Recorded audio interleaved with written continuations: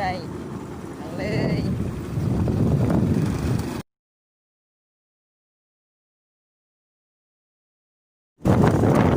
ตอนนี้เรากำลังไปนะทุกคนให้น้องสาวครับกันเลย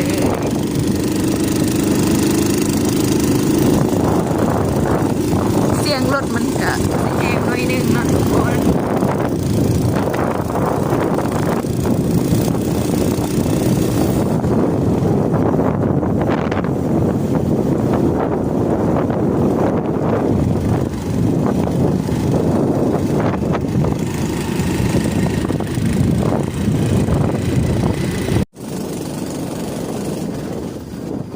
เดี๋ยวเราสิไปถ่ายบอลไปหานอเลยเนาะทางมันเพื่อน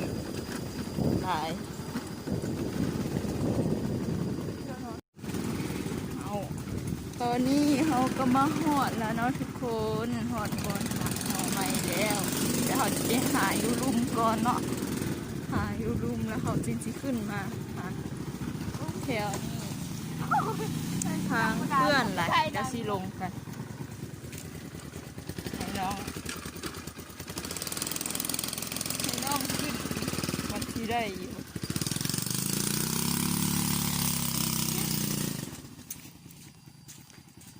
ทางยากหลายคนไปเลยนมไม่ไผ่เนาะเนาะธรรมศาสตร์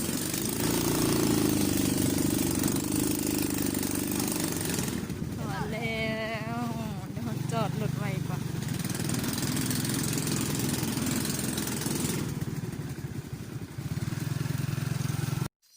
ตอนนี้ก็มาหอดแล้วนะทุกคนมากัน3 คนเดี๋ยวเขาจะหานอเลยเนาะแล้วสิทายให้เพิ่งเขาเห็นนอแล้วนะทุกคนเห็นนอน้อยนะเพราะว่าก็เจ้ามาหาก่อนเดี๋ยวสิทายให้เบิ่งนี่เห็นบ่ทุกคนเดี๋ยวเขาสิเอานอก่อนเนาะมันอยู่ยากหลายทุกคนเห็นบ่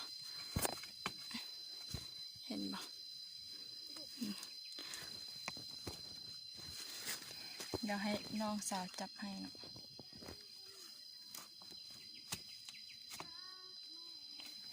เขาไปเอาทางพุ่นไปทางนี้มันบ่ได้เนาะ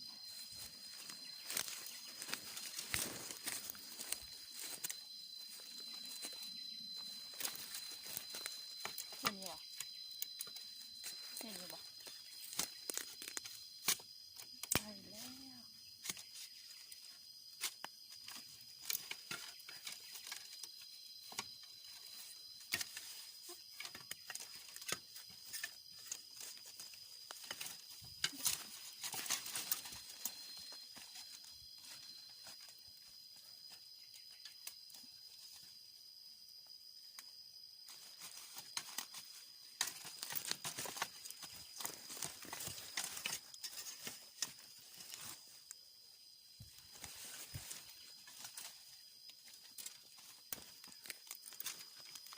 ไปแล้วเขาก็ได้แล้วเนาะนอนี่เห็นบ่ทุกคนมันเอาได้อ้อนไป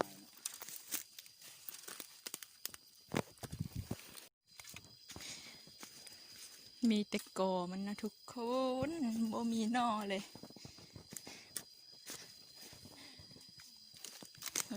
มีแต่นออันนี้นอตับเต่าเขามันน้อยหลายเนาะเขาก็สิบ่เอาเนาะ ได้อยู่วะ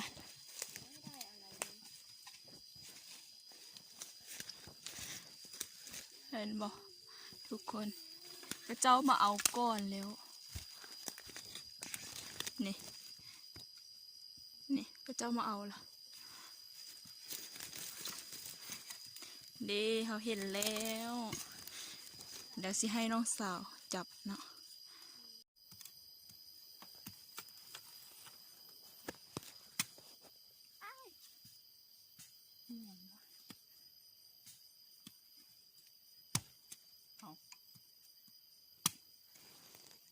นี่ก็คือวิธี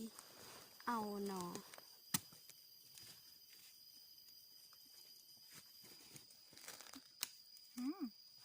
ซีได้อยู่นะอ้าว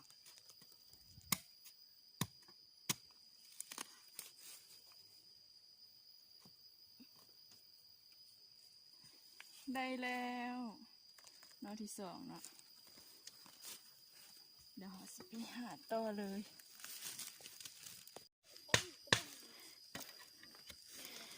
เราเห็นอีกแล้วเนาะมีแต่หนอน้อยๆซะมันบ่มีหนอใหญ่เห็นบ่เห็นบ่นี่เดี๋ยวเราสิมาเอาก่อนเนาะมันยากบ่มีคนจับกล้องให้เดี๋ยวเรามาเอาแล้วเราสิไปหาอีกเนาะเห็นแล้วเราสิถ่ายให้เบิ่งก็เจ้ามาหาบ้างไหมบักหลายๆแต่เราเห็นหนอแล้วเนาะเห็นบ่ทุกคนมันอยู่ไหนพี่เห็นบ่มันอยู่ไหนสิเอาได้หรือวะนี่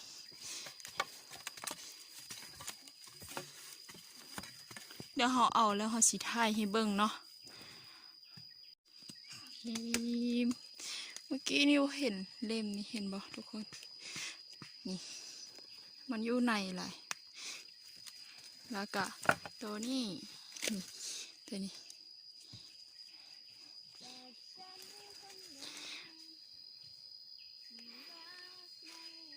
เดี๋ยวสิให้น้องสาวมาจับให้เนาะจับกล้องให้แล้วเขาสิ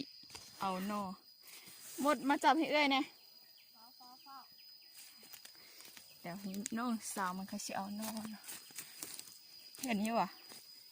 นี่เห็นแล้ว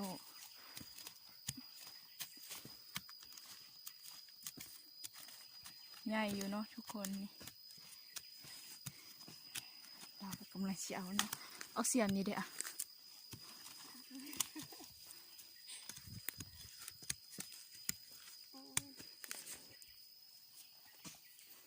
วิธีการเอาหนอนะ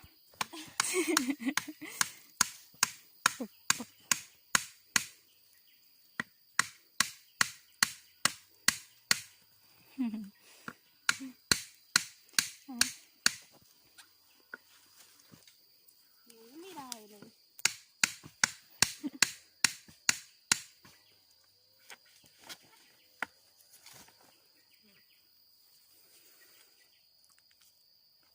งัดงัด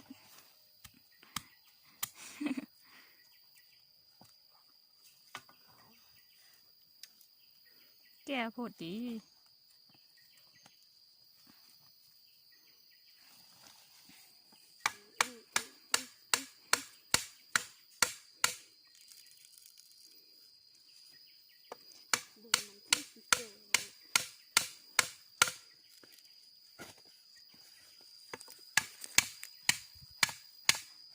น่าจะแก่เนาะ มันจึงบ่ขาด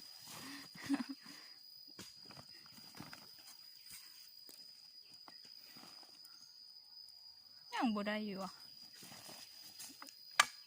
เอาให้มันขาดเลยนะ เอาให้แห้ง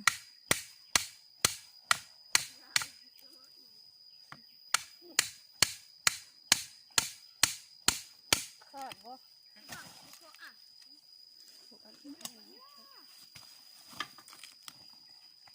เบิ่งแล้วมันสิ เนี่ยได้แล้วว่าโซกล้องเนี่ยได้แล้วนะเดี๋ยวเขาสิให้น้องสาวจับกล้องให้อ่ะมันนี่เขาสิมาเอาเงินแทนเนาะทุกคน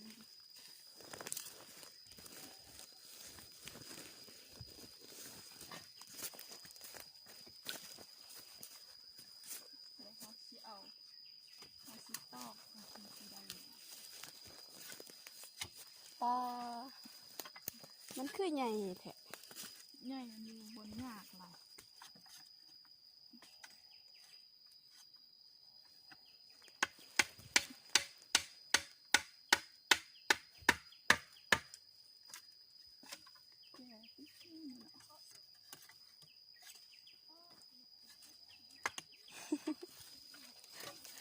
เอาเนี่ยกับเบียร์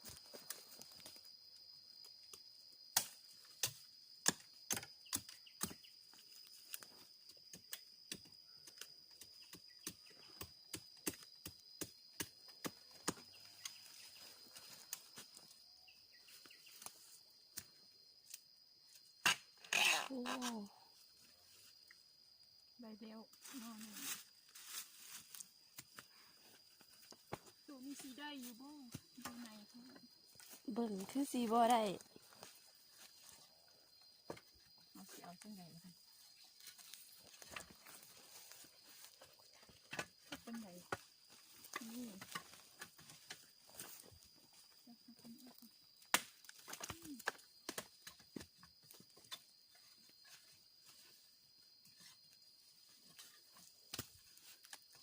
มันยากเลยเนาะ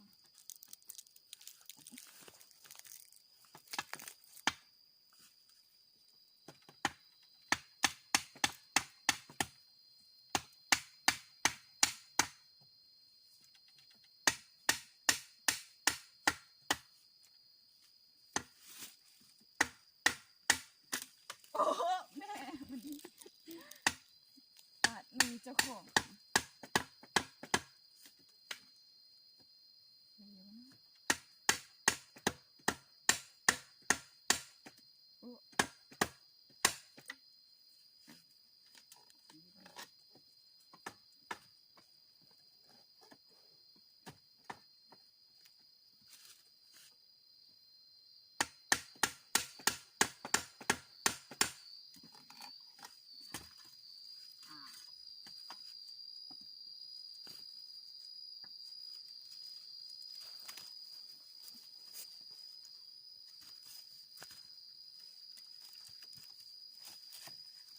บ่ได้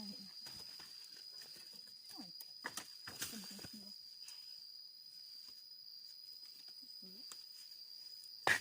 โอ้ดี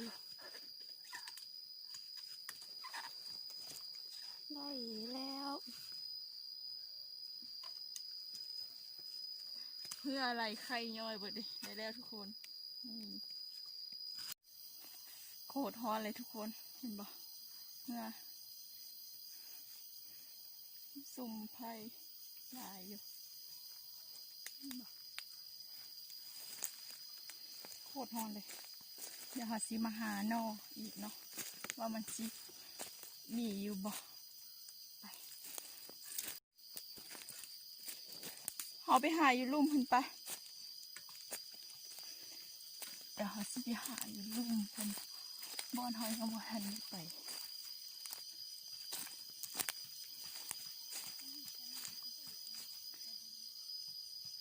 บ่มีเดี๋ยวอันนี้บ่มีเนาะทุกคนเดี๋ยวจะเอานอทิ่มมันน้อยเนาะ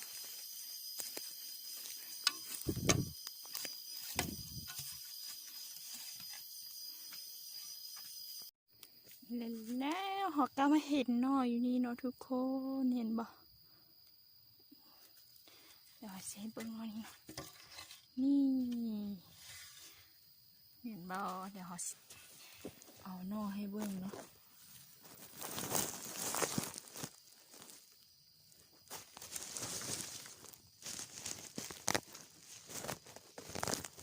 ตั้งกล้องก่อน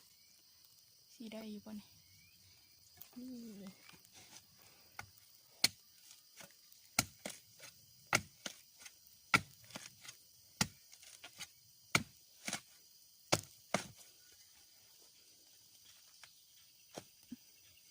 โคตรแก่เลยเห็นปะ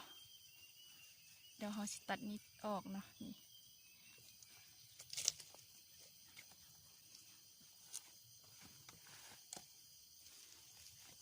เห็นปะตัดบนนี้ออกเลยเนาะมันแก่ก็สีได้ประมาณนี้เนาะ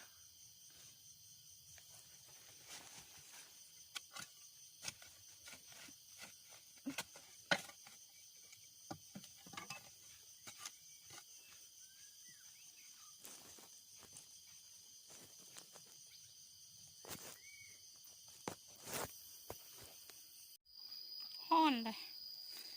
ทุกคนโคตรห้อนเลยเดี๋ยวจะมาหานอเนาะเขาเห็นนอนึงละเดี๋ยวจะให้ทุกคนเบิ่งนี่เห็นแล้วเห็นบ่นี่ บ่ใหญ่ดอกเนาะนอใหญ่ก็จะเอาไปเบิดแล้วนี่สิเป็นกินอยู่บ่เดี๋ยวสิเอาก่อนว่ามีคนจับกล้องให้เนาะมันก็สิยากแน่น้อยนึงเย่ น้อยเนาะน้อยจังใดก็เอาเนาะทุกคนไอ้บอลยากเว้ย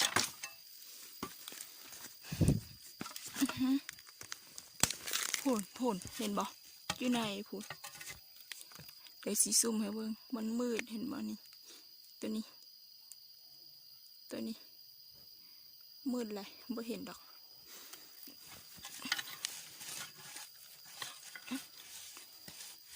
ไปเบิ่งบอนอื่นก่อนเนาะ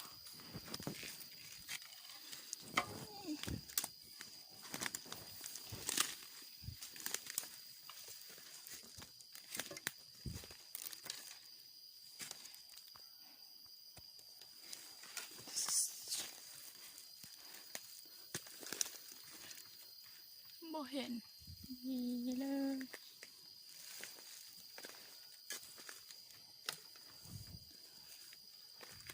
บ่มีเนาะทุกคน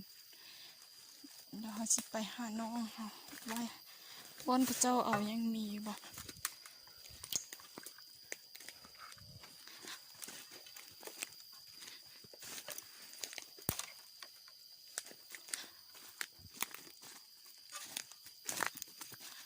ซุ่มบักหลายๆแต่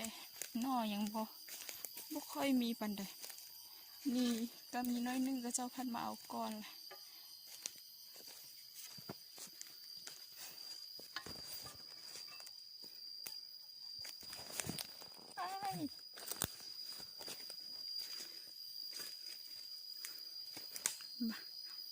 ทางใดก็มีแต่ก่อ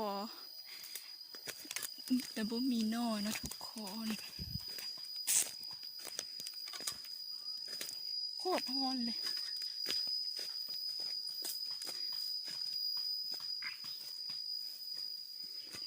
มีอยู่ว่ะสู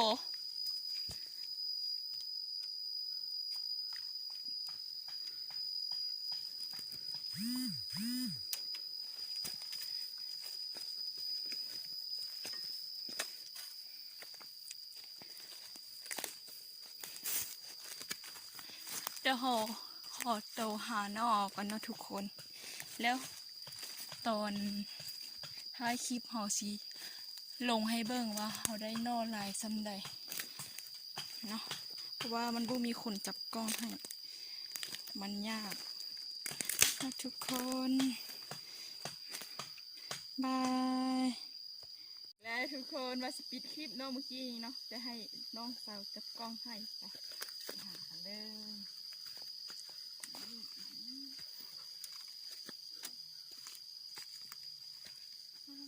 เห็นแล้วเนาะทุกคนนี่เห็นบ่นี่เห็นบ่ทุกคนเดี๋ยวเฮาสิเอาให้เบิ่งเนาะให้น้องสาวจับกล้องให้เดี๋ยวเฮาสิขุดกันเนาะ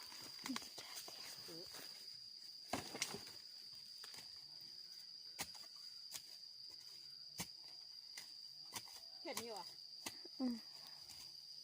นี่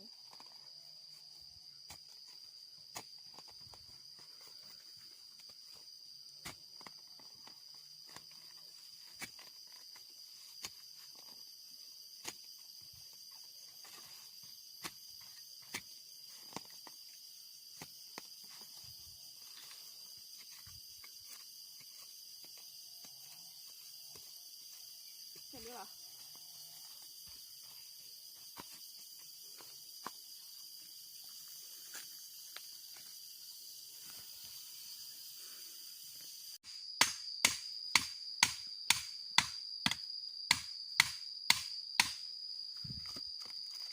เย้ได้แล้วเห็นปะ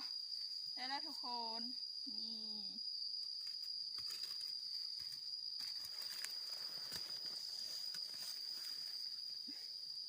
อีกคนเนาะมาหาหน่ออยู่ซุ้มนี้เนาะ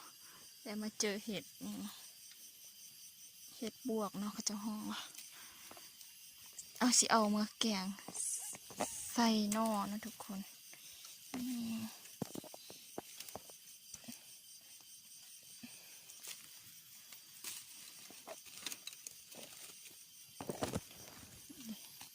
ตัวนี้กำลังออกนะกำลังออกจากดิน ออกลายให้กระบอกเนาะเห็นปะ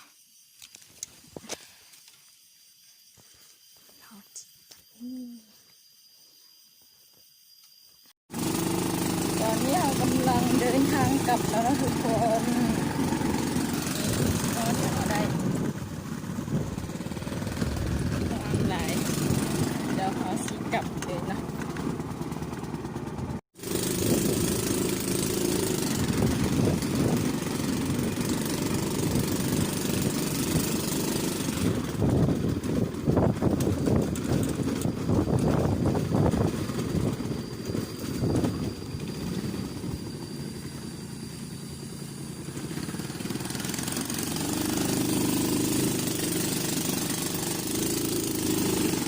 ทางโคตรเปื้อนเลย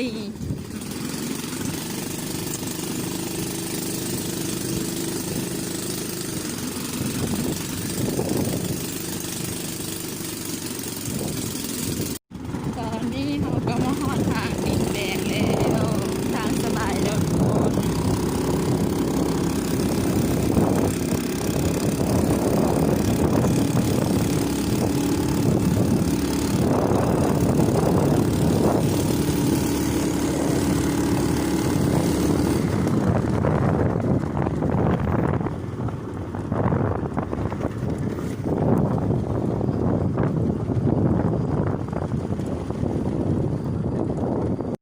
ตอนนี้เราก็มาหอดเฮือนแล้วนะทุกคนเป็นจังใดก็ฝากกดไลค์กดแชร์กด subscribe ให้ในเด้อบาย